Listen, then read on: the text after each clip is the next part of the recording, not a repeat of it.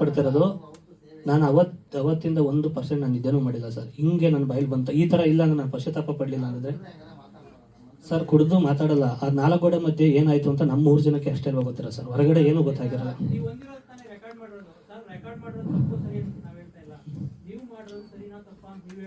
ಅಲ್ಲ ಸರ್, ಈಗ ಅಷ್ಟೊತ್ತು ಒಂದು ಪಾಸಿಟಿವ್ ಮಾತಾಡಿರ್ತೀನಿ, ಅದನ್ನ ಬಿಟ್ಟು ಇಷ್ಟು ಮಾತ್ರ ರೆಕಾರ್ಡ್ ಮಾಡ್ತಾರೆ ಅಂದ್ರೆ ನನಗೆ ಅನ್ಸಿದ ಪ್ರಕಾರ ನಮ್ಮ ಹಳ್ಳಿ ಕಡೆ ಗೊತ್ತಿಲ್ಲ ಹೆಂಗೆ ಏನಂತ ಕತೆ ಗೊತ್ತಿಲ್ಲ. ನೀನು ತಾಕತ್ತಿದ್ರೆ ಬೈ ಅನ್ಬೋದು ಏನಂತ ನನಗೆ ಗೊತ್ತಿಲ್ಲ. ನನಗಂತೂ 100% 10 ಗಂಟೆ ಆದಮೇಲೆ ಬೆಳಗ್ಗೆ 10:30 ಗಂಟೆ ನನಗೆ ಇನ್ನೂ ಭಯ ಇರೋದೇನು ಅಂದರೆ ಬೇರೆ ಏನಾರ ವಿಡಿಯೋ ಮಾಡ್ಕೊಂಡೋದಿರೋದು ಇನ್ನೂ ಭಯ ಇದೆ ನನಗೆ. ಅಷ್ಟೆಲ್ಲ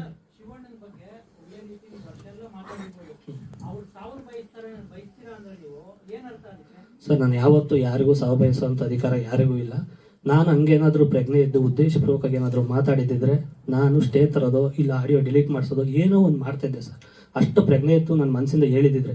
ಇದು ಮನಸ್ಸಿಂದ ಹೇಳಿದಿರೋದಕ್ಕೆ ನಾನು ಸುಮ್ಮನಾಗಿದ್ದು, ಬಿಡು ಅದೆಲ್ಲ ಇರೋಲ್ಲ, ನಾನು ಮಾತಾಡಿರೋಕ್ಕೆ ಚಾನ್ಸೇ ಇಲ್ಲ ಅಂತ ನಾನು ಆ ಒಂದು ಧೈರ್ಯದಲ್ಲೇ ನಾನು ಸಿನಿಮಾ ಆರಾಮಾಗಿ ಪ್ರಮೋಷನ್ ಮಾಡ್ಕೊಂಡಿದ್ದೆ. ಪ್ರಮೋಷನಿಗೆ ಪ್ರತಿ ಒಂದು ಟೈಮಲ್ಲೂ ಫೋನ್ ಮಾಡಿ ಟಾರ್ಚರ್ ಕೊಟ್ಟವ್ರೆ, ಹಂಗಿದೆ ಹಿಂಗಿದೆ, ಊರಲ್ಲಿ ತುಂಬ ಕನ್ಫ್ಯೂಸ್ ಮಾಡಿದರು ಸರ್. ನಾನು ಆ ಥರ ಕುಡ್ಕನೂ ಅಲ್ಲ ಸರ್, ನಾನು ಕುಡ್ದೂ ಇಲ್ಲ. 3 ವರ್ಷ ಫುಲ್ಲು ಡಯಟಲ್ಲಿ ಇದ್ದೀನಿ. ಯಾರನ್ನಾದರೂ ಕೇಳ್ಕೊಬನ್ನಿ ನಮ್ಮ ಫ್ರೆಂಡ್ ಸರ್ಕಲಲ್ಲಿ. ನಾನು ಸಿಕ್ಕಾಕೊಂಡಿದ್ದು ಹೆಂಗೆ ಅಂದರೆ ನನ್ನ ಸಿನಿಮಾ ಜೀವನ, ನನ್ನ ಮುಸಿರು ಅಂತ ಸಿನಿಮಾನ ಪ್ರೀತಿಸ್ತಾನೆ. ಅವ್ರಿಗೆ ಗೊತ್ತು ಸಿನಿಮಾ ವೀಕ್ನೆಸ್ ಅನ್ನೋದು ಗೊತ್ತು ಅವರಿಗೆ. ಆ ವೀಕ್ನೆಸ್ ಇಟ್ಕೊಂಡು ರಿಲೀಸ್ ಡೇಟ್ ಹತ್ರ ಬಂದಂಗೆ ಸುಮಾರು ಬ್ಲ್ಯಾಕ್ ಮೇಲ್ ಮಾಡ್ಬಿಟ್ಟಿದ್ದಾರೆ. ನಾನು ಕಂಪ್ಲೇಂಟ್ ಕೊಟ್ಟಿದ್ರೆ ತುಂಬ ಚೆನ್ನಾಗಿರೋದು.